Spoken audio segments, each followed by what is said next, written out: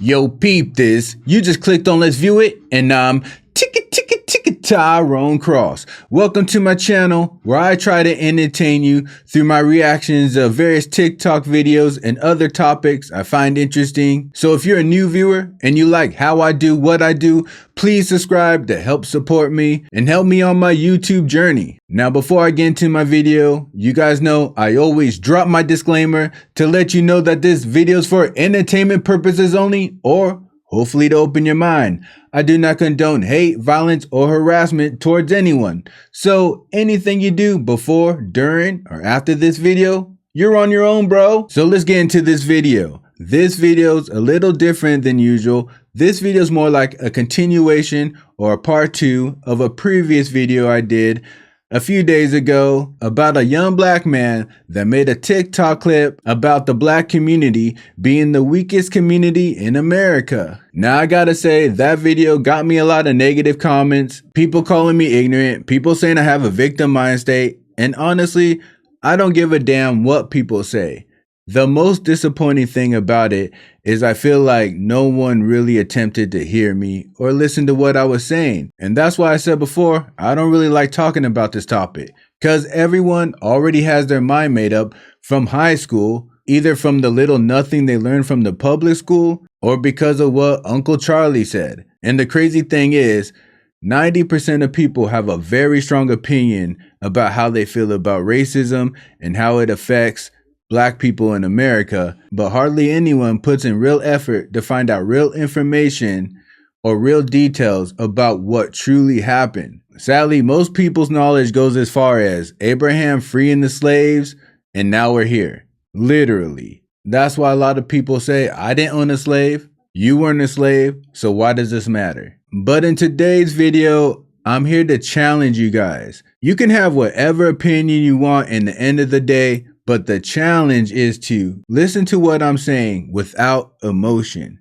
Listen to it, process it, and then decide if it makes sense. Don't just listen to it and decide if what I'm saying lines up with what you think, and then decide to respond off of that, because I know that's what's happening. Otherwise, I wouldn't have ridiculous comments saying that I'm making excuses when I literally say it's not an excuse. And instead of someone saying, well, how is it not an excuse? They just say it's an excuse. If someone makes a statement, you're supposed to ask, how did they come to those conclusions? If they didn't explain it already, of course. One of the most said comments is that I have a victim mind. And you can tell it's a cliche because it's said so many times. Anytime something's repeatedly said so quickly like that, you can tell it's just kind of embedded in them to say that because they heard other people say it and they just keep regurgitating it. But that comment makes no sense in this situation. Don't you have to be a victim to have a victim mind?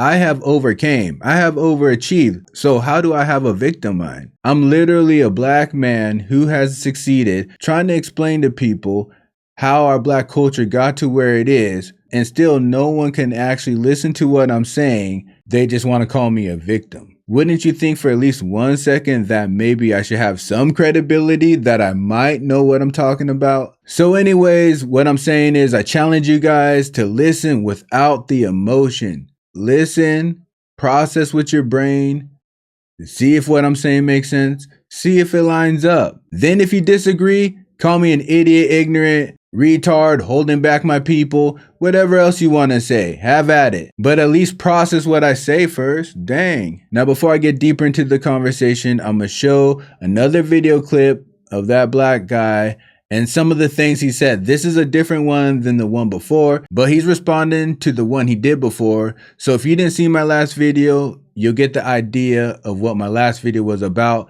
and what I was trying to say. So you already know. Let's view it. This guy asked me if I'm black. I then asked him if he's blind, and then he responded with this. So that's interesting. I didn't know being black meant you had to have a certain pattern of thoughts and beliefs. But in his mind, it seems like you do. So a lot of what I talk about is personal accountability. We need to commit less crime. We need to read, study, and grow more. We need to learn new skills, become more valuable to the marketplace. We need to stop making excuses and pointing our fingers at other people. We need to be grateful for the opportunities that we have and take advantage of them. And then I'm told my thoughts and beliefs don't sound like I'm black. And then people wonder why black people aren't succeeding. Oh, maybe I'm crazy. No, he's not crazy. He's just misguided. Again, I'm gonna keep reminding you guys, take your emotions out of it. I'm gonna explain myself, so don't start going at it in the comments already, calling me ignorant, and the video ain't even over yet. Now, the original video I reacted to, he made a statement about the black community being the weakest in America. He removed that statement from this video. It doesn't change my point, but that statement is a pretty powerful one, whether you agree with it or not. To say something like that is pretty big. Now, in my last video, I really feel like many missed my point, or they couldn't quite grasp what I was saying. So I'm gonna give it another try using this video right here. Now let's back it up to the comment where he's saying someone asked him if he's black and he asked him if he's blind. Now I don't like to make assumptions, but I'm assuming off of how he responded to someone asking if he's black that he's from a white suburbs or grew up a lot of his life there. And the reason why I say that is because I have too. I moved to a white suburbs when I was about 7 or 8, and the only time I've ever heard of someone refer to black people and turn it into the literal color instead of understanding there's a culture behind it was in the white suburbs. I really don't think any black person that has some sort of black culture still attached to them like that would make a ridiculous comment like, are you colorblind? Or maybe the system has done such a good job that this black guy doesn't realize that we had a culture or that we have a culture. And that's the point maybe. Maybe they want to erase our culture completely. Because when someone says they're black, that's used as a general term because honestly, we don't know what we are. I don't know what I am. I don't know if I'm Nigerian. Honestly, I'm mixed. I'm half black, a quarter Mexican, and a quarter white. But in the end of the day, I just say I'm black. I live my life as a black person. And no, not all black people have the same thought process or behaviors. And when someone says that, they're not referring to the white stereotypes that were given to black people like, do you like rap music? Can you dance? It's not that simple stuff. It's the more deeper stuff, the experiences that the majority of the black people go through. See, he doesn't go through those experiences because he lives in the suburbs. And the reason why I understand that, even though I live in the suburbs, the black part of my family doesn't live in the suburbs. It's the white part of my family that does. But with that being said, I still have black family that eat soul food. That's black culture. Jazz music, soul music, rap music, black culture. The way we dress, it's part of our culture. Yes, white people have adopted some of it, but we have a culture. The majority of blacks go through a certain experience, and even the ones that don't, like me because I live in the suburbs, should still have an understanding that we're the outliers, that we're the fortunate ones, we're the exception, we're the minority of the black people. I understand that the majority of black people don't live where I live. Obviously, it's like 98% white. So with that being said, I think it's important to understand that this guy is not dealing with or living the life of the majority of black people he's talking to who grow up in the hoods and the ghettos. Because that's honestly who this affects the most, are the blacks that have to stay in the hoods and the ghettos, not the ones that live in the suburbs. Here's a better example. Mexicans have a culture, right? So let's say one Mexican's talking to another Mexican and he's like, I hate tortillas, rice, and beans. That Mexican's gonna look at him and go, what, you ain't Mexican or something? Now we all know there's Mexicans in America that have no Mexican culture, that cannot speak Spanish. But that Mexican that doesn't speak Spanish understands that in his true Mexican culture, they speak Spanish. He understands what he's talking about. You as a race can be removed from your culture. An Asian person can be raised with no Asian culture, or they can be raised with a lot of Asian culture. But the Asian with no Asian culture understands there is an Asian culture. But this guy wants to get hung up on the fact that we call ourselves black because we don't know what we are. Well, excuse me. Now let's get on to the main part, and this is the part where everyone had to lash out on me. So everyone, take a deep breath and just listen to what I'm saying. What I was saying about his clip, I never said what he said was untrue because that wasn't what my video was about. Now, if you want me to mention real quick, yes, he does have some fallacies there. but I still don't want to get into it because it doesn't change my whole point. It doesn't change the whole goal of what I'm trying to say. So let me try this all over again. What I was trying to say is all this guy is doing is listing a bunch of negative things about the Black community. And for the most part, what he is saying is true. It's factual truth that these negative things happen in abundance in the Black community. So I don't want to hear no one in the comments saying you don't even agree with one thing he's saying. What he's saying is factually true. The point of my video was, if he's out here thinking that he's speaking some gospel and he thinks he's going to make a change in the Black community, he's dead wrong, because the way he's coming about it is actually feeding the same problem. Basically, what he's doing, it's like if a coach of a basketball team sees his team out there getting mopped up on both sides of the floor, can't stop the team from scoring, can't score any points themselves, and he calls a timeout and he goes, hey, we need to stop them from scoring and you need to score more. We need to do better. Go team. Would that be a good coach? Would that help that team at all? Was anything the coach said untrue? No, everything he said was true. But it was no help at all. And guess what? His team's going to go back out there and get their ass whooped. And that was what was bothering me about this video. People who believe what he believes is feeding the same problem of what they claim they want to be fixed. Again, follow me for a second. What I have noticed on this topic is that there's two sides and they're both extreme. One is either the world is completely racist towards Black people, and that's why we'll always be at the bottom. Or Black people are at the bottom because they just keep doing dumb stuff by choice. They are who they are. I hardly come across anyone who's more in the middle, which is me. And there's a reason for that. That's because they have brainwashed us in a way that we don't meet in the middle. Why? Because what happens when you meet in the middle?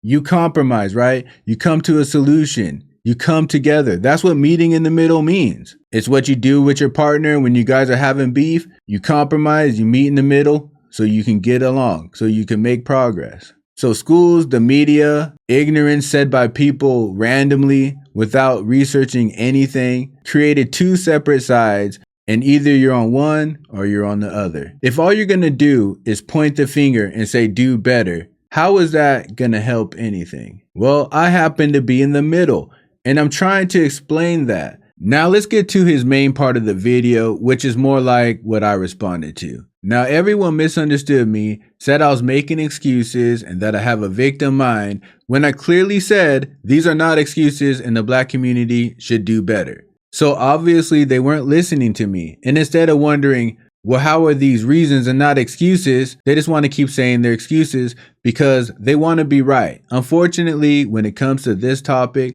people would rather be right and have things bad than be completely wrong and have things get better. I don't know why it's that way, but it's clearly that way. And that's why people don't truly listen with an open ear and an open mind when it comes to this topic. Because if anything is said opposite of what they believe, they're instantly going to reject it and get emotional and upset. Now let's get to the main part of his video, which is more like the video I responded to. And so many people misunderstood me. And I honestly believe it's because most people have a closed mind when it comes to this topic. They already have their minds made up of what race is, how it affects people, and no one actually approaches it in a learning perspective. That maybe they might learn new information that could change their perspective or hell, even help their argument. They're too busy just wondering if the opinion lines up with theirs, then yay, and if it doesn't, then nay. So that's why I asked you guys remove the emotions. Now my problem with the video wasn't anything he was listing as far as what Black people should be doing better at, or that he thinks that we should do better, or that he thinks we should take accountability. I agree with all that. What I don't agree with him is if he's making these videos to try to make the Black community better or stronger, then he should stop making the videos, because all he's doing is feeding the same problem. What do I mean? Anytime you sit there and just point the finger and tell someone to do better, and that's all you say, you're basically repeating what's been repeated forever. And that's why we stay stuck in this rut, because no one wants to address why the black culture is the way they are. Everybody says everything in the past and everything in the history has nothing to do with how the black community is today. And everything negative that we do, all our financial failures, are all our fault.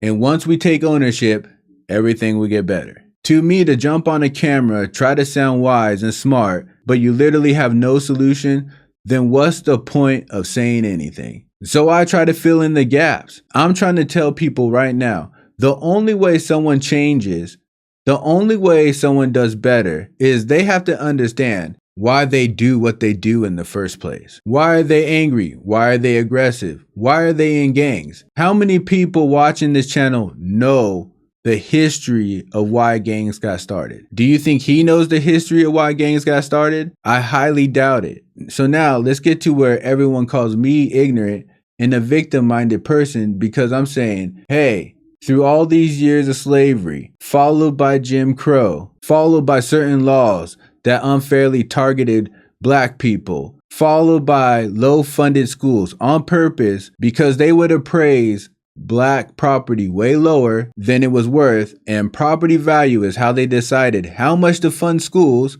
has something to do with our lack of education. The fact that we got arrested so easy has something to do with absent parents. The crack epidemic has something to do with absent parents. Does anyone know how that started? I'm sure some do. My grandma literally had to go to the back of restaurants to get food because she was black.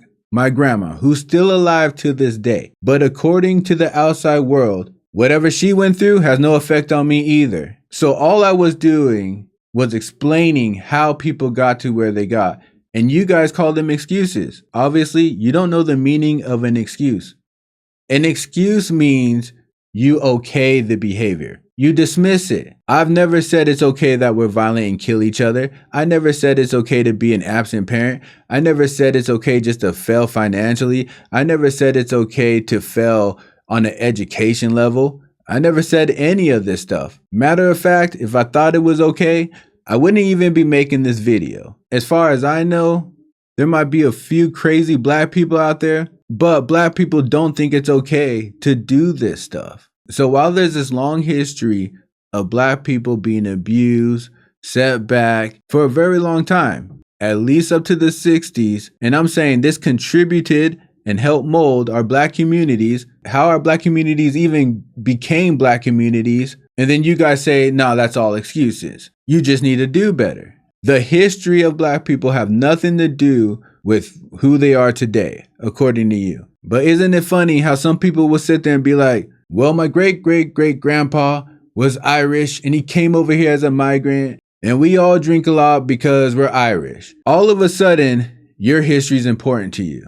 Your heritage is important to you. Your history and past has some connection to you. Or they'll have me in school learning about something about the 17th century or Christopher Columbus or George Washington. And all that history is so important, right? Because history repeats itself. We learn from our history. But apparently black people's past and history has nothing to do with them. And cause why? Because it's dark and terrible? That's not our fault. It's still our past. It's still our history. And so if you're saying that all the slave history doesn't matter to how we are now, all the Jim Crow stuff doesn't matter to how we are now, then you're also saying that the only history that applies to black culture to this day only goes back 60 to 70 years. Because once you go farther than that, we get fucked. And you don't want to hear about that because it's irrelevant. And I already know what the next argument is going to be. Well, Tyrone, then how do you explain the black people that made it out the ghettos and the hoods? How do I explain it? It's very simple. Those were tremendously strong, motivated, dedicated people, more than the average. And what's happening is the people that think just because they did it, now everyone else should do it, all they're doing is diminishing what they accomplished. They're not giving them the credit. They don't understand how hard, how rare, and that they're the exception. It's the equivalent to saying if so-and-so made it to the NBA, why can't you? I don't know why society does that. Why they want to downplay what they did. You don't do that in any other situation. You don't say Elon Musk owns SpaceX. Why don't you have your own space station? But the bottom line is what they did was exceptional, and they need to be credited for what they did is exceptional. And if you don't think so, how many of you guys will take your kids to the hood or ghetto on purpose and tell them this is where I want you to start your path to success? Let me guess, zero people would make their kid grow up in the hood or ghetto on purpose, right? Zero. If you're a good parent and you love your kid, there is no way you would on purpose make your kid grow up in the hood or ghetto. And we already know why. But the majority of black people grow up in those areas. So the same area that you know is too dangerous, not safe, not good for your kid to grow up in, for some reason you think is an easy place for black people to grow up in. Like it doesn't affect them. Make it make sense. If you don't believe me that you're downplaying what they did, I'll give you another example to show you that you are. To show how hypocritical it is. Let's say you have a kid who's about 5 years old, and let's say he has good, loving parents, and they love him to death. Well, they're going to go to a trip to Hawaii, right?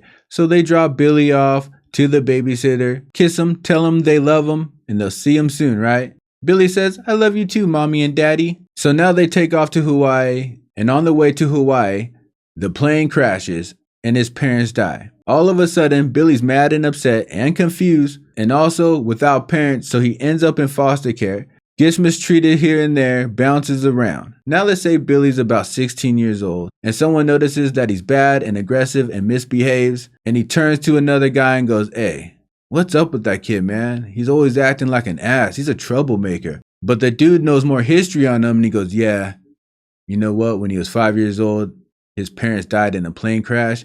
He's been in and out of foster care ever since. All of a sudden, the guy would be like, oh, dang, that explains it. So what I'm saying is, when do we at least get to the point where we're like, oh, dang, that explains it?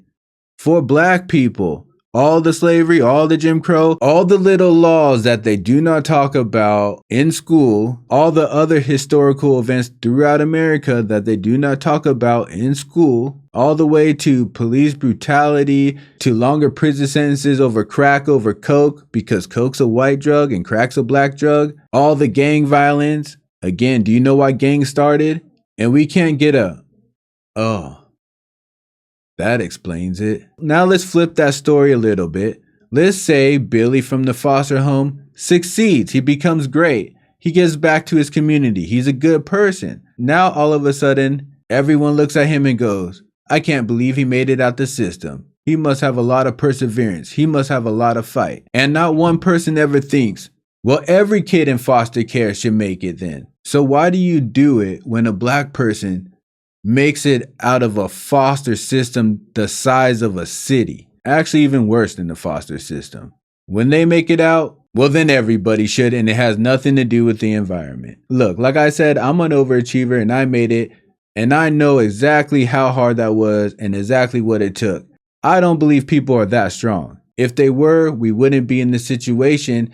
And little TikTok videos like this guy makes would actually work because they'd be like, okay. Or we wouldn't even have this problem because you would never be able to break them. But the majority of people can be broken. So I'm trying to create dots to connect so people can figure out why the black community operates the way they operate. Because you have to know what causes the problem if you're going to fix the problem.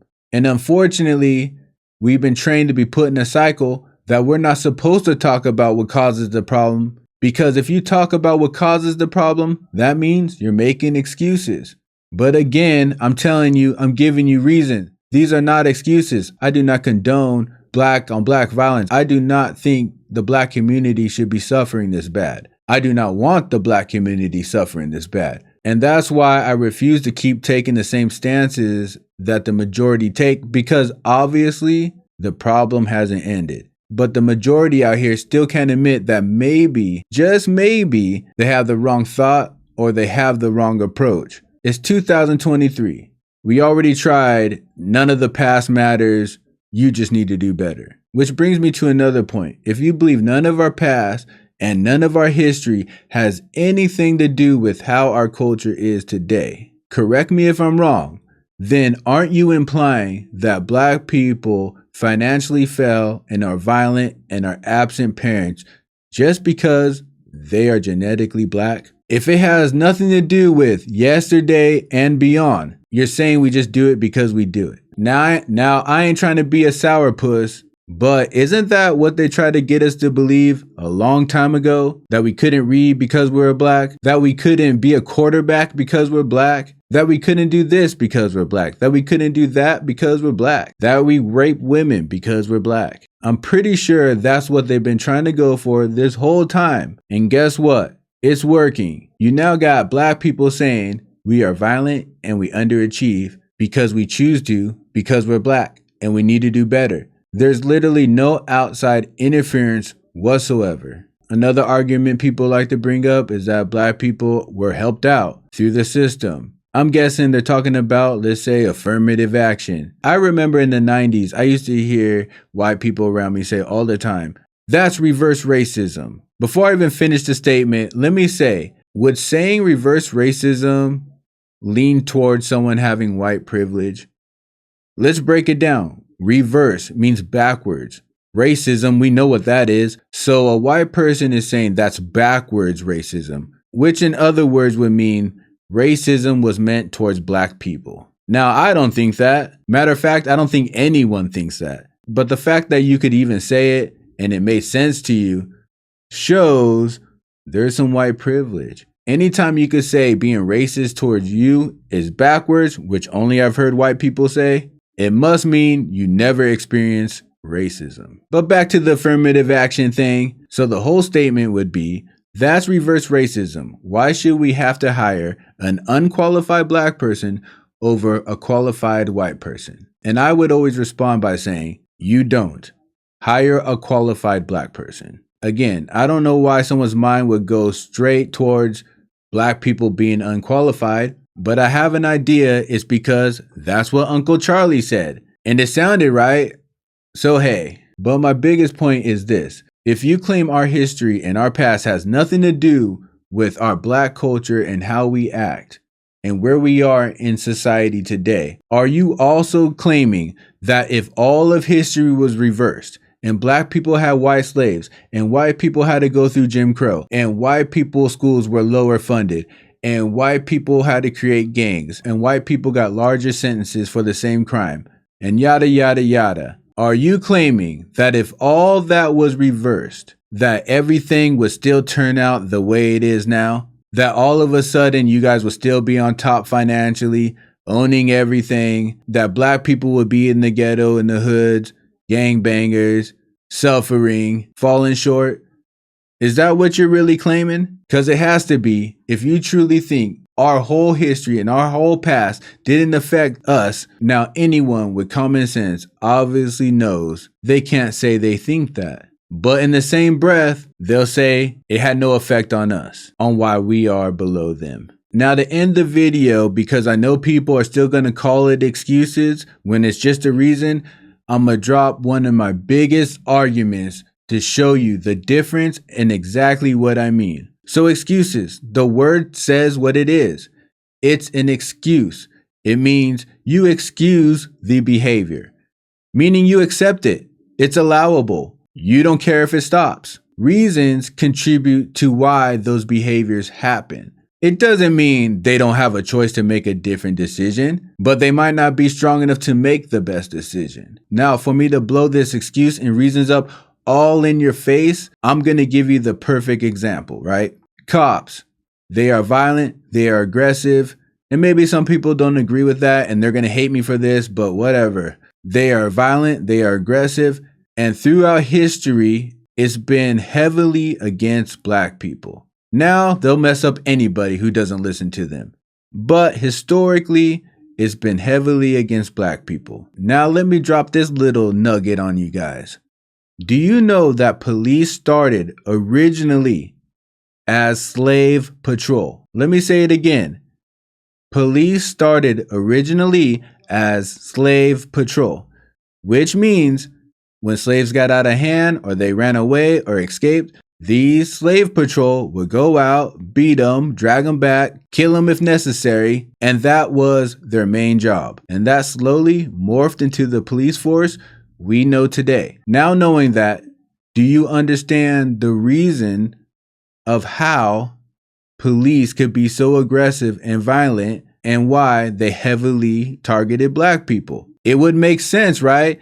If their history, they were slave patrol. Is it an excuse? Is that an excuse to mistreat black people? Is that an excuse for police to be violent? Is that an excuse for them to keep killing unarmed people? No. But it's the reason of why they act the way they act today. That's the difference between reasons and excuses. And I know after this video, people are still going to say it's excuses because that's what they want. They want black people to think they are who they are.